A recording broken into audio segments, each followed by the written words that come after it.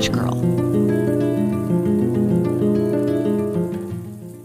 Once upon a time, on a cold winter's evening, there was a little girl walking through the streets. The snow was falling gently, covering the ground in a soft blanket of white. The night was growing darker and colder, and the little girl had nothing but a thin, worn dress and no shoes on her feet. She was barefoot and her feet were cold, red, and aching from the snow. Her little face was pale, and her nose was bright red from the cold. She had no coat to keep her warm, just a bundle of matches she was trying to sell to anyone who would buy them. But no one seemed to notice her. The people hurried past her, bundled up in warm clothes, going home to the comfort of their houses. The little girl called out softly, "Matches, please, matches." But everyone was too busy, and no one stopped to help. She had been trying to sell her matches all day, but she hadn't sold a single one. Her little stomach growled with hunger, and her whole body shivered from the cold. As she walked down the street, she noticed a warm glow coming from the windows of a house. She peeked inside and saw a lovely family gathered around a big, crackling fire. The flames flickered, casting a soft light across the room. The smell of something delicious, perhaps a hot meal, came from inside, and the little girl's mouth watered.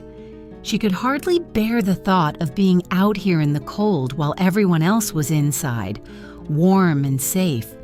She had no place to go, and she didn't know where to turn. So she found a little nook, sheltered from the wind, and sat down in the snow. Her teeth chattered from the cold, and her tiny hands trembled as she held onto the bundle of matches. She closed her eyes for a moment, wishing more than anything for warmth. Finally, she decided to light one of the matches, hoping for a little warmth. She struck the match against the wall, and for a brief moment, a small flame flickered to life. As she held it up, she saw before her a beautiful little stove with bright, glowing coals inside. It was so warm. She could almost feel the heat on her face.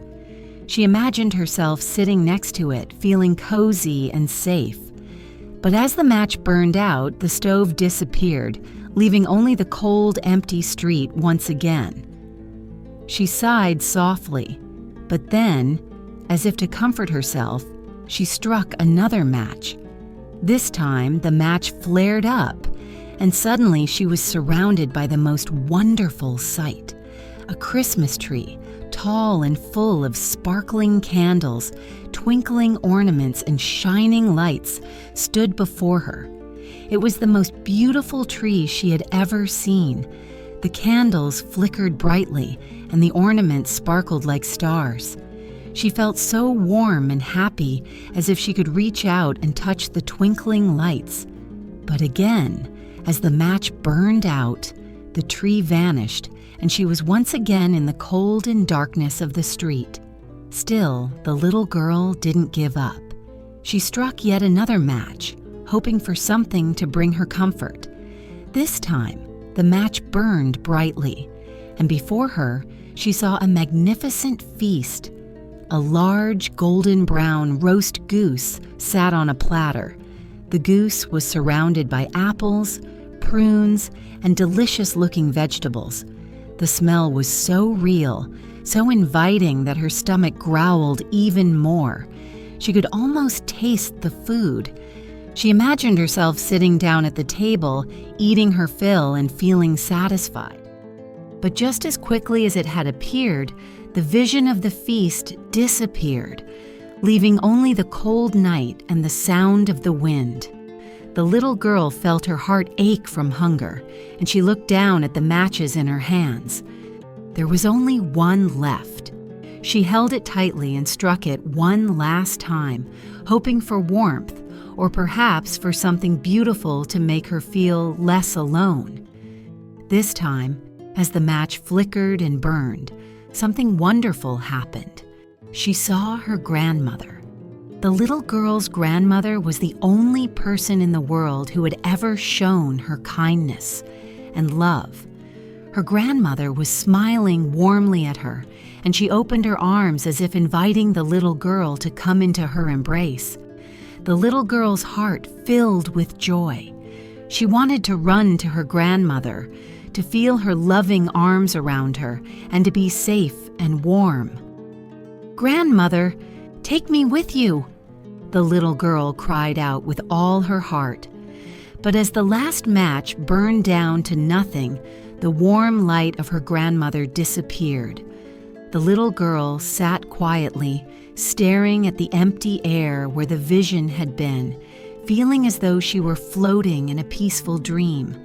And so, in the cold of that night, the little girl, with a gentle smile still on her face, closed her eyes. Her body became still, and the cold did not bother her anymore. She was no longer hungry or afraid.